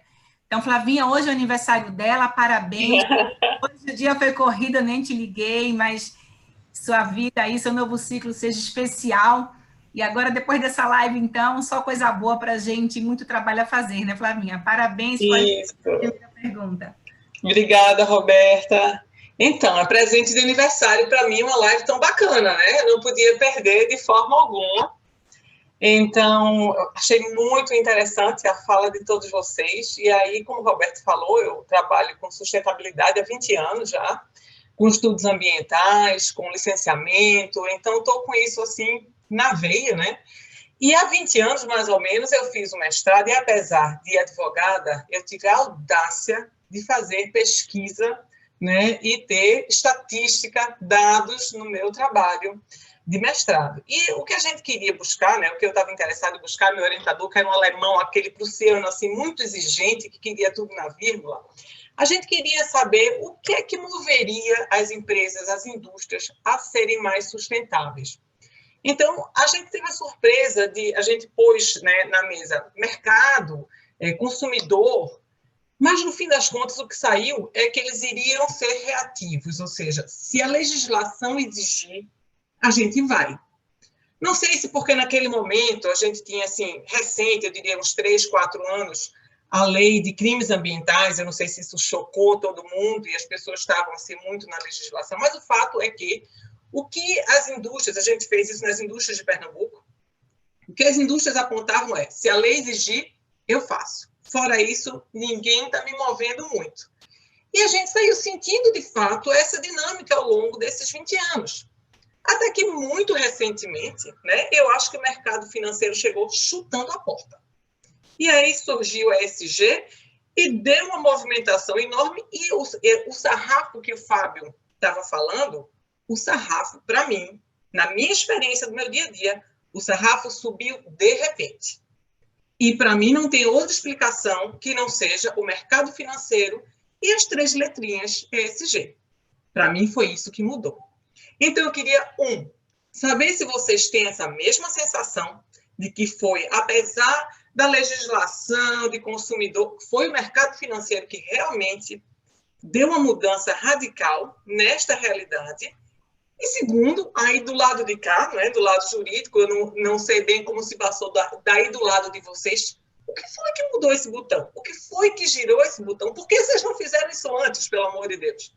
Então, eu queria entender, né, desse lado daí, o que aconteceu. Por favor, contem para a gente. Flávia, deixa eu pegar aqui rapidinho. Muito legal o que você falou, e, enfim, e acho que realmente as pessoas são movidas por 2 razões. Né? As religiões vivem há milhares de anos com 2 princípios muito simples, né? Que é a promessa do céu e também a ameaça do inferno. Né? Quer dizer, as pessoas se movem porque... por isso que eu falei que é uma ética que é para ser inspiradora e não restritiva. Né? Mas as pessoas são assim. Elas são assim há 3 milhões de anos. Então, isso não vai mudar muito. Né? Mas você tem razão. Por que mudou recentemente? Eu vou insistir na tese. O mercado financeiro, e eu passei minha vida inteira no mercado financeiro, né? Quer dizer, acho que a Marina também, de repente a Regina, mas a minha vida é mais longa que a delas, né? Então, necessariamente, eu tenho mais tempo de mercado financeiro.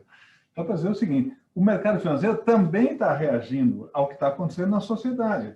O que está acontecendo são 2 coisas claras. Primeiro, o consumidor está mudando o padrão. Eu estou com 2 exemplos concretos aqui, falando rapidamente. A Tesco, enfim, falando em português, que é um supermercado na Inglaterra, suspendeu compras de carne da JBS. E por que suspendeu? Porque o cliente da Tesco quer saber de onde veio aquela carne. E como a JBS, naquele momento, eu não estou fazendo julgamento aqui, não conseguiu provar, suspende. Ela suspende porque o cliente lá na conta. Esse é um mundo globalizado também, né? Daí, para melhorar, final de semana passei com um amigo meu, indústria de papel, a Tetra Pak está falando, mas olha, eu estou com um problema aqui porque o pessoal acha, isso é uma coisa importante, acha que o papel do Brasil vem de florestas. Ou seja, fazer um parênteses, nós perdemos a narrativa na questão ambiental. O Brasil nem é tão ruim quanto se fala, mas perdemos a narrativa. O pessoal acha que o papel, a maior parte das pessoas aqui deve saber, o papel no Brasil vem de floresta plantada. Mas não é essa a percepção que se tem. Agora, o consumidor lá fora está parando. Então, o que eu no banco faço? Caramba, é melhor eu tomar cuidado, porque daqui a pouco essas empresas para as quais eu estou emprestando dinheiro não vão ter condição de sobreviver a esse novo sarrafo, esse novo patamar que você enfatizou, eu já tinha mencionado. Né? Daí volta daí pegar outro aspecto, é um pouco o aspecto que a Marina mencionou um pouco que está fazendo. Quer dizer, eu, investidor, eu fiz palestra, inclusive, na XP, fiz no BTG e tudo, falei com o Benchimol, quando é que foi o seguinte, eu vejo essa geração nova perguntando aonde o meu dinheiro vai ser investido.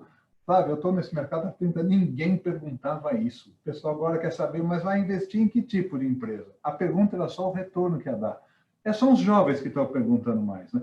Então, de novo, a brincadeira que eu faço, cada dia sai um investidor que não perguntava isso e entra um que pergunta. É óbvio que a tendência é essa. E, por fim, eu vejo os profissionais. Então, muitos de vocês, ou que a Marina vai trabalhar aqui, ela pergunta, o que vocês estão fazendo? Eu entrevistei minha vida inteira pessoas para trabalhar no banco, na empresa que eu tivesse. Eu me sinto entrevistado. A pessoa quer saber o que você faz, o que vocês estão fazendo, o que vocês pensam disso, o que pensam aqui. Caramba, acho bárbaro. Então, eu reagiria à sua provocação. Primeiro, eu não quero associar muito a Covid, porque, como falei, o Larry Fink fez uma declaração já o ano passado e o ano retrasado, que é o cara da maior administrador, enfim, BlackRock, o maior administrador de fundo do mundo. O Business Roundtable nos Estados Unidos fez o ano passado, que eu digo, sempre é 2019. Né? Eu fiz uma brincadeira aqui. Eu acho que nós estamos em 2020 ainda. Eu brinco que hoje é o dia 50 de dezembro de 2020. Continua falando 2020. 2021 não começou ainda, não. E o próprio Davos só falou sobre a questão de ASG, né? Isso foi tudo antes da Covid, né? A Covid acelerou muito o processo. Então, respondendo a sua pergunta, eu acho que tem uma mudança geracional, tem uma mudança no mercado, né? E eu prefiro que seja visto antecipadamente como uma coisa inspiradora, que bom vai ser assim, do que falar, vamos fazer para cumprir a lei. Até porque, volto a dizer, nós vamos ser julgados aqui a 5 anos com uma outra lei. Você, advogada, sabe melhor do que eu. Essa questão que eu contei do meu posto de gasolina, você pode me ajudar a defender lá. O cara, todos falam, escuta, não era proibido lavar o caminhão e derrubar diesel no paralelepípedo. Por que eu tenho que pagar a multa? E minhas tias falam, mas escuta, imagina a idade das minhas tias. Vocês vêm a mim, imagina as minhas tias. Mas por que eu tenho que pagar para descontaminar o terreno, o valor do terreno? É um problema jurídico, né? Quer dizer, a pessoa está sendo julgada hoje com as leis de hoje, mas ninguém pensou lá atrás que isso poderia acontecer. Enfim, eu acho que é um movimento que está muito abrangente, que está acontecendo gradativa e rapidamente e irreversivelmente. Acho que até usando essa palavra gradativa, eu gosto muito de uma frase que o Hemingway falava, que era gradualmente até que de repente. Então, é como se a mudança, ela vai tijolinho a tijolinho, invisível, né? Uma pessoa ali, uma pessoa colar, e aí chega num ponto, né, que tem uma massa crítica, e aí parece que de repente, né, Slowly, then suddenly. Exato. Então, acho que eu gosto bastante dessa frase, porque eu acho que ela traduz muito bem, né? E quando a gente olha até pela a origem, né, do termo ESG, que foi há 15, 16 anos atrás, na Europa, ela surge muito da pressão, né, dos beneficiários dos fundos de pensão europeu questionando, como assim? Você está gerindo dinheiro, né, da minha aposentadoria, o dinheiro que eu quero resgatar lá na minha velhice, e aí você está dizendo que você não está considerando os fatores que vão moldar o mundo lá quando eu estiver, né, na hora de me aposentar? Como assim? Então, acho que esse movimento surge na Europa, né? E hoje, quando a gente olha para a Europa, 50% ou mais, né, do dinheiro do fluxo do mercado financeiro já é feito em investimentos ESG ou de impacto. E veio muito dessa pressão, né, do cidadão comum europeu, né, em relação aos fundos de pensão, e aí foi gerando um efeito cascata, né? Os fundos de pensão começam a pressionar as gestoras globais começam a pressionar as empresas. Então, acho que vem aí, vai uma coisa concatenando na outra. Mas, assim, eu acho que, para além da mudança geracional e do consumidor, concordo 100% com o Fábio, mas eu acho que é sempre um conjunto de forças, né? A gente tem esse lado, mas a gente também tem pressão regulatória ainda existente, principalmente em relação, né, à redução das emissões dos gases de efeito estufa.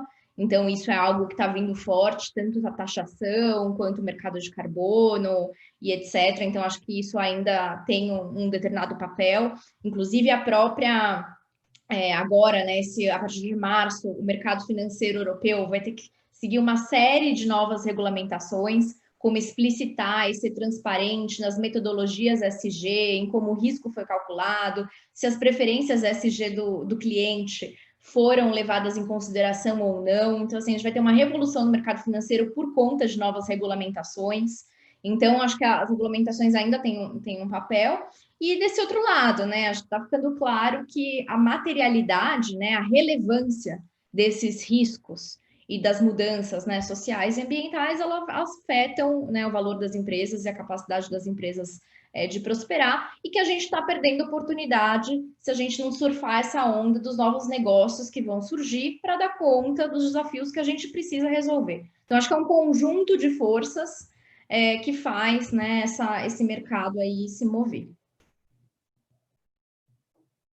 Se eu puder complementar rapidinho com uma anedota da nossa história, como isso evoluiu.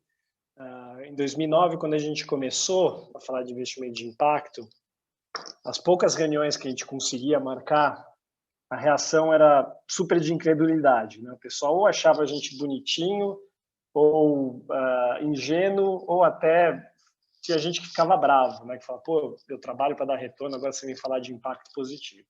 2012, quando a gente voltou uma nova onda para falar com investidores, eles já estavam começando a ouvir de investimentos de impacto, mas o que a gente ouvia era: só não sei se isso é para o meu banco, só não sei se isso é para a minha family office. 2016, o papo já tinha mudado, o pessoal já chamava a gente para falar com eles e a discussão ainda era assim, ó, ouvi falar, o negócio está crescendo, eu sei que um dia eu vou ter que fazer, mas eu não sei quando nem como. 2020, assim, eu fiz desde pequenininho, né? Eu sempre fiz impacto, né? Todo mundo já está fazendo impacto, então, mas foi uma coisa que, exatamente, foi devagarzinho, de repente, deu um clique. Em 2020, todo mundo está fazendo impacto. E para mim, isso está dentro de... Eu acho que, isso, claro, o mercado financeiro é uma das pontas onde isso fica mais claro, mas eu concordo com o Fábio, com a Marina, eles são movimentos muito mais amplos do que simplesmente... O mercado financeiro ele é até mais reativo do que propositivo nesse sentido. Então, o mercado financeiro está reagindo a uma sociedade que mudou. E para mim, eu gosto de fazer um paralelo, que isso tem a ver com a expansão da percepção, até da consciência das pessoas, né? Você lembra, 20, 25 anos atrás, até circulou até um vídeo muito interessante do Roda Viva, né? Que o pessoal questionava a proibição de fumar em restaurantes ou no avião. Então, assim, 20, 25 anos atrás, a gente fumava em lugares fechados e tudo bem. Nessa mesma época, a gente jogava lixo no chão e tudo bem. Que, assim, é muito o que a conveniência minha pessoal supremacia disso sobre todos os outros fatores e as outras pessoas. Acho que investimento está indo nesse mesmo sentido, né? Você se preocupar só com o que tem aí para mim, está dando lugar para se preocupar no que isso também impacta nas outras. Ao ponto de eu ousar dizer que daqui a alguns anos investir sem se preocupar com o impacto vai se tornar uma coisa tão anacrônica quanto jogar lixo no chão, quanto fumar no avião, uma coisa que você nem imagina possível mais. Eu acho que a gente está no começo dessa curva para esse caminho que, por isso que eu falo, não é moda, não é fase, é uma tendência que está se acelerando e vai ser muito transformadora aí para, não só para o mercado financeiro, mas para toda a economia. E eu vou pegar só um gancho, tá, Daniel? Eu lembro quando começaram os primeiros fundos de impacto, eu trabalhei no mercado financeiro, e um fundo de impacto grande, 1 milhão, poxa, captei 1 milhão, junto às grandes famílias para montar, e era boom, né? Um mega negócio. E o que eu vejo hoje é que essa aceleração está sendo em PG, né? Em progressão geométrica. Então, eu acho só aqui registrando o que vocês colocaram, é uma manhã muito próximo, cada vez mais próximo. E também, sem me estender muito, eu queria passar aqui, agradecer as colocações de vocês, passar a palavra aqui para a Catarina Machado, ela é diretora de Gente e Pessoa do Grupo Cornélio Brenan, e também um grupo que já tem diversas iniciativas na área social e ambiental, mas está criando agora uma diretoria de fato, sustentabilidade, a qual ficará com a própria Catarina. Então, Kátia, a pergunta aí vai para vocês, só peço direcionar para quem a pergunta. A gente tem 14 minutos para encerrar. Joia, obrigada, Beta. Parabéns aí aos 3 palestrantes. Minha pergunta serve para qualquer um dos 3, é muito mais uma pergunta pessoal e curiosa, né? Digamos assim, se pelo fato de vocês estarem muito mais mergulhados nas questões de ESG, inclusive há bastante tempo, se vocês se tornaram também um investidor melhor, né? E olhando sobre esse aspecto, o que as análises de ESG nos fundos de vocês, por exemplo, livraram vocês aí de alguma situação desconfortável ou de algum investimento indevido? Eu vou ser bem breve aqui, depois inverter a hora que eu fico respondendo primeiro aqui. Mas, primeiro, eu tenho uma curiosidade, eu fui muito ridicularizado, né? A Marina tem a vantagem de não ter sido, né? O Daniel, mais ou menos. Mas o pessoal fala, lá vem o Banqueiro Verde, lá vem falar dessas bobagens. Era muito interessante, né? Hoje, aí teve um amigo meu, depois de um tempo, falou assim, olha, eu não sei se o Fábio abraça a árvore ou não, mas eu vou começar a abraçar também, porque o Banco Real está começando, estava indo super bem e tudo. Eu dava muita risada com isso. Aí mais uma coisa, Daniel, que você falou que eu lembrei, eu falo negócio geracional, mas meu pai, falecido, ele jogava papel na rua, ele fumava ministra na época, jogava papel na rua. Eu nunca joguei. Minha filha, Flávia, que é advogada ambiental também, é capaz de descer do carro e bater no cara que joga. É isso que eu falo de geração. Né? Era assim, vocês são jovens, as pessoas jogavam na rua, não era que meu pai jogava, todo mundo jogava. Eu nunca joguei, minha filha bate em alguém que jogava. Então, voltando ao ponto agora da sua pergunta específica, eu acho que eu aprendi muito como investidor com essa visão, né, de que o sarrafo sobe e, portanto, o que a empresa faz hoje me preocupa com relação a amanhã. Então, seja a questão de embalagem plástica, de bebidas, de alimentos com muito açúcar ou sal, inclusive, eu estou no Gávea também, o Gávea faz investimentos, né? Que a Gávea é um fundo de investimentos de private equity para grandes investimentos, mas até 5 anos não tinha filtros ASG, né? Agora a gente tem filtros ASG e a gente deixa de fazer investimentos que faz essa empresa aqui tem uma encrenca, ela vai ter um problema ambiental, né? Que é o mais fácil de ver, como a Flávia sabe. O social é sempre um pouco mais difícil, né? O de governança também é mais difícil, mas você logo identifica os conflitos e tudo mais. Mas eu tenho, para mim, sempre o seguinte, eu quero investir numa empresa que esteja numa indústria que vá ser valorizada no futuro, né? Então, eu invisto em energia eólica, energia solar, que são energias alternativas, né? Tem um outro investimento de reciclagem de embalagens plásticas, que o cara, enfim, recicla tudo, pega e faz um outro negócio. Ou seja, são tipos de investimento, né, onde você vê que é um negócio que eu acho que tem futuro. Entra um pouco na linha lá do Daniel, onde eu invisto também, investi no fundo dele lá na primeira rodada já, de que vai investir em empresas que terão essa perspectiva, né, de ser mais bem aceita pela sociedade, né? E daí eu tenho esse negócio, esse grande dilema, e eu termino aqui, Catarina, é se eu invisto ou não invisto numa Petrobras, por exemplo, né? Eu vou só ficar com o exemplo, até porque eu não sou investidor, eu até trabalho em banco, eu sempre tive muito conflito de investir em ações específicas, então não invisto. Mas é que eu falo, é certo ou errado? A Marina colocou bem, não é certo nem errado. Se você não investir na Petrobras e querer seu carro ser abastecido por gasolina, é um pouco de cinismo, né? Quer dizer, eu não, mas o Daniel investe lá porque eu não quero investir. Bom, você vai investir, vai fazer a transação, são dilemas muito importantes. Porém, do ponto de vista de rentabilidade, eu acho que essas empresas têm menos perspectiva de crescimento do que uma empresa que mexe com energia solar, né? E, portanto, o meu investimento, enfim, de novo, eu não investo em empresas cotadas em bolsa, mas eu vou nessas empresas que têm perspectiva dessa nova sociedade com novas demandas. Acho que eu diria que é importante reforçar, né, que tanto ESG como impacto são dimensões, né, novas mentalidades no processo de tomada de decisão de investimento que valem para todas as classes de ativo, né? Então, você tem, obviamente, você pode fazer isso no investimento direto no fundo de venture capital, mas também em renda fixa, em renda variável, enfim. Então, a gente está falando de trazer a incorporação disso para um portfólio completo, né? Acho que isso é importante reforçar. Do meu ponto de vista, tanto que eu faço, né, acho que para mim, e como eu apoio meus clientes, inclusive antes de entrar na XP, eu trabalhava como advisor de grandes famílias empresárias brasileiras e family offices, é ser muito mais proativa, ou seja, na minha visão, cada um de nós deveria ter a sua política de investimento sustentável de impacto. O que é essa política? É um Word, uma página, 2 páginas, em que você vai refletir e colocar lá os seus, tanto os fatores que você não vai negociar, quanto os fatores que você quer dar prioridade. Então, assim, eu acredito em filtro de exclusão. Então, eu vou excluir isso por conta disso. Ou eu não acredito em filtro de exclusão, mas eu quero priorizar esse setor. Né? Então, eu tenho esses objetivos financeiros, mas também tenho esses objetivos de impacto. Onde que eu consigo cruzá-los, né? Então, hoje, quando eu vou, né, montar um portfólio, o que eu faço, tá? Eu tenho aqui em cima os objetivos financeiros, né? Então, liquidez, dinheiro para fazer crescer, dinheiro que só quero que bata a inflação, uma parte para filantropia. E aí tem várias, as classes de ativo, né? Elas dão sustentação, elas viabilizam cada um desses objetivos financeiros. Mas para além disso, eu crio uma outra coluna aqui na lateral, que são os temas ou as causas que eu quero endereçar. Então vamos supor que uma das causas que eu quero endereçar é água e saneamento. Então, na hora de eu procurar um fundo, sei lá, um fundo passivo de ação, eu vou lá e vou investir no ETF Water, sei lá, da BlackRock.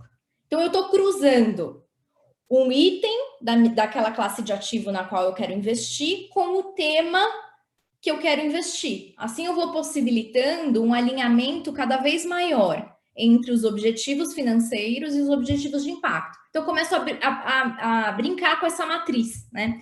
E acho que isso é super possível, mas eu acho que o ponto que eu queria dizer, acho que cada um de nós deveria começar com a sua própria política de investimento responsável e de impacto, co-criado com a família, né? Ou com quem você investe em conjunto. Acho que isso é um super exercício de reflexão. E o segundo ponto é que, gente, a gente precisa demandar mais, seja do gerente de banco, do assessor, do banqueiro, sei lá quem, né, apoia na gestão de cada um, independentemente do bolso. Porque se o cliente não demandar, né, não vai forçar também aquela pessoa que te apoia a buscar as alternativas mais alinhadas com o que você quer e acredita. Então, acho que esse é coisas bem práticas que eu faço, que eu sugiro todo mundo a fazer. Obrigada, Marina. Daniel, você quer comentar? Ok. E aí eu vou para uma pergunta que está aqui junto, me mandou aqui pelo WhatsApp, de Tereza Brenan. Ela é acionista do grupo Cornélio Brenan e faz parte do Conselho de Administração, que ela pergunta, e aí eu vou direcionar essa pergunta para Fábio, em função de tua experiência grande em conselho, que é como sensibilizar e inspirar os conselhos de administração sobre a importância do tema ESG ser pauta temática e meta para os executivos. Isso tem ocorrido com velocidade nas empresas da economia formal? Olha, bom, depois vou deixar o Daniel falar um pouquinho aqui, mas eu respondendo, já que a pergunta veio para mim aqui, eu acho que o papel do conselho mudou tanto, né? O conselho há um tempo era simplesmente para dar o ok, para assinar, enfim, e agora o conselho é quem vê no futuro como é que vão ser as coisas, né? Então, eu acho, Tereza, né, que fez a pergunta, Tereza, eu acho o seguinte, eu tenho falado muito, eu estou em 5 conselhos, pelo menos, de empresas, né? Eu sempre falo o seguinte, tem que estar conectado com, que tem essa expressão que usa em alemão, não sei porque adoram falar de Zeitgeist, né? Que é o espírito do tempo. A coisa mais importante que tem para um conselho é estar conectado com o espírito do tempo e entender o que está acontecendo. O executivo está lá vendo as árvores e o conselho tem que estar vendo a floresta. Quem vê as árvores não vê a floresta. Tem que estar olhando lá na frente e estar conectado com as demandas da sociedade, do governo, da imprensa, do consumidor, do investidor, do funcionário, né? Portanto, eu acho que o conselho tem que estar provocando a toda hora os executivos para dizer, bom, você está tocando aqui, mas você está vendo essa tendência na frente, o que você está fazendo com relação ao, sei lá, ao consumo de água, o que você está fazendo com relação à embalagem, o que você está fazendo com relação à questão de integração racial, de oportunidades para mulheres, porque isso vai ser cobrado, essa visão, eu vou falar em inglês e depois vou trazer português, esse forward looking, né, olhar para frente, é o papel principal do conselho. Portanto, eu acho que há algum tempo seria difícil o conselho influenciar. Eu acho que hoje é obrigação do conselho trazer esses exemplos e mostrar quantas empresas se deram mal, né? E como as empresas estão conectadas. Quando eu vejo a Ambev anunciar que vai acabar com embalagem PET, será em 2023 ou alguma coisa, posso estar errando a data aqui. Eu pergunto para as pessoas, você acha por que ela está fazendo isso? Ela está fazendo isso porque encontrou uma embalagem mais barata ou porque ela está entendendo que o produto dela não vai ser vendido em 2025 porque esses jovens não vão comprar? Então, eu acho que o conselho tem essa obrigação em um momento de falar, escute, conecte-se com o tempo, né, com o espírito do tempo. Mas como o Daniel não falou da última vez, eu queria que o Daniel me completasse se tinha alguma... Responsa agora, Fábio. O que a gente trabalha a gente senta em todos os conselhos das empresas que a gente investe, né? E uma coisa que a gente vê como as que têm mais sucesso nessa integração são aquelas que não veem isso como um assunto apartado do negócio. Não é parar de fazer negócio para se preocupar com a ESG ou impacto. É como eu posso fazer meu negócio melhor, integrando essa preocupação extra. E as empresas que entendem isso, entendem que a geração de valor futuro ela está na integração desses critérios, desses indicadores, essas se dão melhor, inclusive crescem mais, inclusive porque acham... A gente usa Zeitgeist também, Fábio, então legal que você trouxe, mas assim, é isso, né? Você tá efetivamente entregando o que o mundo, a sociedade, aqueles clientes, o consumidor, aquela pessoa está pedindo hoje em dia. Então, a dica que eu posso dar é que para você trazer isso para um conselho, isso precisa ser uma coisa vista como adicionador de valor e entendido isso pela liderança. Senão isso vira um apêndice que vai ter algumas atividades meio inócuas e vai se acabar perdendo no tempo. Mas se for visto no Zeitgeist como forma de adicionar valor, aí é o jeito que você consegue integrar de forma mais perene e com maior valor para os acionistas também. Perfeito. Obrigada, Daniel. Obrigada, Fábio. A gente vai agora para as considerações finais de cada painelista e aí para fazer o encerramento. E, Fábio, a palavra inicial é sua. Não precisa encurtar tanto o seu tempo, tem mais um tempinho, fica à vontade. E a gente segue a ordem que começou. Vou encurtar, porque são quase 7h30, o Daniel tem um compromisso, eu também tenho, então eu vou encurtar. Mas eu vou pegar um gancho para não ficar com a ruptura, como foi falado aqui para o Daniel nesse momento, e várias coisas boas que a Marina falou, mas só dizer o seguinte, eu não sei por que as pessoas, quando a gente fala de ASG, né, algumas se sentem ainda como estando sendo, enfim, tolhidas da liberdade de gerenciar seus negócios de uma forma ampla e restrita, né? Eu queria colocar essa mensagem de que é inspirador o que tem de oportunidade para você fazer e quão gratificante é você saber que, seja do ponto de vista ambiental, do social e de governança, você está fazendo as coisas com total transparência, está conectado, está agregando valor, não tem nada a esconder, está motivando as pessoas, está mobilizando e está dando a sua contribuição para a construção de um mundo melhor. Neste mundo horroroso que vivemos atualmente, no dia 50 de dezembro de 2020, eu só queria lembrar que eu sou super otimista com relação ao futuro. Por que eu sou otimista? Porque eu vejo jovens, e aqui temos várias, que são pessoas, esse assunto, há 10 anos não tinha 3 pessoas para ouvir isso aqui. Há 20, estava o Fábio falando, tinha um bobo sobre essa história.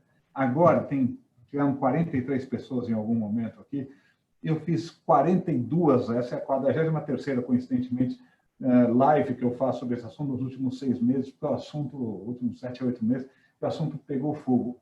Isso me dá um ânimo de dizer, nós estamos com pessoas melhores, mais conscientes, e é isso que faz a diferença, né? Não é um mundo melhor para os nossos filhos, é filhos melhores para o nosso mundo. Eu fico animado de ver o interesse de vocês nesse tema, e isso não existia. Com isso eu termino aqui. Roberta, muito obrigado. A Regina, obrigado também, prazer rever. Depois me passa seu e-mail, porque eu perdi, Regina, estou procurando aqui. Marina, Daniel, um prazer dividir com vocês, e a todos que prestaram atenção aqui, muito obrigado também pelo tempo. Obrigada, Fábio. Marina? Bom, primeiro, novamente, agradeço o convite, uma honra estar aqui com o Fábio, que me inspirou aí desde a faculdade, e o Daniel, junto com o Antônio aí, que foram pioneiros, e também eu vi, né, essa terminologia sendo construída aí desde o início, então é uma super honra com todos vocês. Acho que eu diria 2 coisas, assim, primeiro, reforçando que a gente está numa década decisiva, tanto para alcançar, né, as nossas metas de aquecimento global, que sim, vão ter influência na nossa vida como um todo e na dinâmica do mundo. Ponto de inflexão próximo da Amazônia, que tem um papel fundamental no equilíbrio global. Então, assim, a gente não tá, sabe, não dá mais para ser devagar, fazer mais ou menos, não colocar atenção. Acho que a gente tem vários alertas aí para o nosso bem-estar, né, das gerações futuras, que são bastante concretos, né? Então, acho que esse senso de emergência, na minha visão, ele precisa estar mais permeado, tá? Acho que esse é um primeiro ponto. E segundo, que eu acho que começa com cada um de nós enquanto indivíduos, né? Então, a pergunta que eu sempre faço é em que mundo você está investindo por meio, né, dos seus investimentos, das suas escolhas de consumo e etc. Então, acho que se cada um de nós fizer isso na pessoa física, né, vai ter muito mais força para fazer isso dentro dos espaços coletivos. E, por fim, uma terceira coisa que me veio agora é que eu acredito muito no papel da família empresária, tá? Na empresa familiar, que, né, tem essa visão de legado, tem a espinha dorsal de valores. Então, pensar em longevidade da empresa familiar é pensar em sustentabilidade, essas duas coisas estão juntas. Então, reforço aqui o papel da família empresária, da empresa familiar, como sei aí que muitos de vocês vêm desse universo. Também queria começar agradecendo o convite, uma honra estar aqui, Marina, com o Fábio. Obrigado pela conversa, pela atenção. Eu gosto de dizer que assim, a gente está saindo nos investimentos do mundo 2D para um mundo 3D. Né? A gente vai migrar, está migrando desse olhar do percentual sobre um benchmark, que é o que a gente vê nas nossas, quando a gente investe, para um mundo 3D, que além do percentual versus um benchmark financeiro, a gente também vê aquilo que a gente está ajudando a nutrir no mundo. Né? O nosso dinheiro, ele é mais direto até do que voto, né? Porque ele não tem, ele vai direto criar alguma coisa, né? Então, a gente vai passar por um momento em que a gente vai querer, e o Fábio trouxe muito bem isso, que as gerações mais novas querem saber onde o dinheiro está, como elas querem saber o que a empresa faz, né? A gente vai ter que mostrar. Então, você está recebendo 120 do CDI porque você está ajudando a mudar o grid energético para coisas mais sustentáveis. Isso dá 115 do CDI, mas incluiu tantos microempreendedores que nunca tiveram acesso a crédito antes. Então, essa visão de que o nosso dinheiro, além de trazer benefício para a gente, ele tem que estar ajudando a construir um mundo melhor e beneficiando a sociedade como um todo. É um momento muito interessante de transformação, aí de momento de crescimento rápido e que, como a Marina falou, começa com a gente. Eu acho que o mercado financeiro está começando finalmente a oferecer diversas novas oportunidades, porque antigamente era quase injusto, né, você cobrar que a pessoa fosse coerente com seus investimentos, mas aí a pessoa olha e fala, mas não tem nada aqui que me traz opção. Eu acho que movimentos como o que a XP está fazendo, o BTG também está fazendo muito forte esse movimento, outras plataformas de trazer investimentos mais sustentáveis, faz com que a gente finalmente consiga investir alinhando o que a gente acredita com o nosso dinheiro. E acho que esse é o caminho, esse é o futuro, e é isso que a gente está trabalhando para construir. É bom ter esse monte de gente aqui, como o Fábio falou, assistindo e interessado no tema. Isso me deixa também muito feliz. E muito obrigado mais uma vez pelo convite, por estar aqui. Obrigada, Daniel. Regina? Bom, para mim é um imenso prazer e ser convidada para ser debatedora com esse time aqui de craques de bola, né? E eu queria dizer o seguinte para vocês, que tudo que vocês falaram para mim é música, e que eu entendo como analista de risco aí com mais de 35 anos de análise, o ponto principal que eu queria deixar na cabeça de todo mundo é que eu acho que a coisa tem uma atração muito forte hoje, porque 2020 provou que as boas empresas que performam bem, principalmente nesse modelo de estresse que a gente viu, são as que têm diversidade, flexibilidade, capacidade de mudança rápida, enxergar um futuro que é curto prazo, projetado para um longo prazo, que é diferente do que as pessoas falam de novo normal. E eu vou te dizer uma coisa, eu queria que todo mundo saísse daqui pensando o seguinte, vamos jogar fora o velho anormal e vamos viver um normal onde inclui a gente como vetor, né? Eu nunca fui muito boa de física e de química, eu sou boa em conta, né? E matemática, para mim, não é uma ciência exata, ela é uma linguagem. Então, eu queria dizer para vocês o seguinte, pensem que nós somos o vetor de mudança, não é só para um mundo melhor, nem só para um mundo sustentável do ponto de vista ambiental. Ele é sustentável porque as empresas já entenderam, e os bancos, e quem financia elas, de que para estar aqui no futuro, e acho que o Fábio bateu nessa tecla, a Marina bateu nessa tecla, o Daniel bateu nessa tecla, quem vai estar aqui é quem entende que não importa pelo que eu vou ser julgado, mas eu fiz o certo do jeito certo, na regra certa. E a governança disso não é uma amarração, e sim é a forma que eu tenho de provar que eu fiz certo o que eu estava fazendo. É uma coisa que a gente, que é analista de risco, fala todo dia. Teu compliance não é um freio, ele é a capacidade de demonstração do que você fala e do que você faz. E daí para frente. E eu tenho que agradecer, gente, pela possibilidade de estar com a Marina e com o Daniel, que eu não conhecia pessoalmente, e claro, com uma pessoa que aí eu tenho uma história até de vida e de admiração, que é o Fábio, e que já foi meu mentor em muitas situações de estresse. Então, obrigada, Fábio, obrigada, Marina, obrigada, Daniel, e a você, Roberta, e ao Lide, um super agradecimento, que são oportunidades incríveis de estar com esse grupo aqui, que já foi 44, não sei quantas pessoas estão agora, mas que é um grupo incrível, que faz a gente repensar um monte de coisas que a gente acha que sabia. Obrigada, gente. Obrigada, boa noite. Obrigada. E eu só queria colocar aqui um recado, viu, Fábio, para vocês estarem colocando. Você falou que está numa live, tem 43 pessoas. A gente tem tido, esse é o 5º evento, e na média tem sido pelo menos de 35 a 45 pessoas, mulheres empresárias, discutindo esse assunto. Então, aqui sabe, todo mundo aqui que é filiado ao Lide Mulher, que a gente tem uma meta de sermos, de fato, empresárias e executivas cidadãs.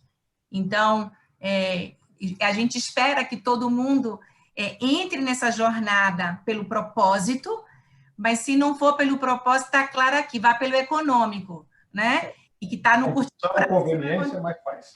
Vai, mas faz. Faz que você vai estar melhor. Então, brincadeiras à parte, uma honra estar com vocês, um prazer.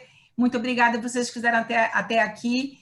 E começamos bem em 2021. Uma honra estar com vocês fazendo a abertura da agenda do Lide Mulher Pernambuco em 2021. Boa noite a todos. Obrigada mais uma vez. Boa noite. Boa noite. Boa noite. Boa noite.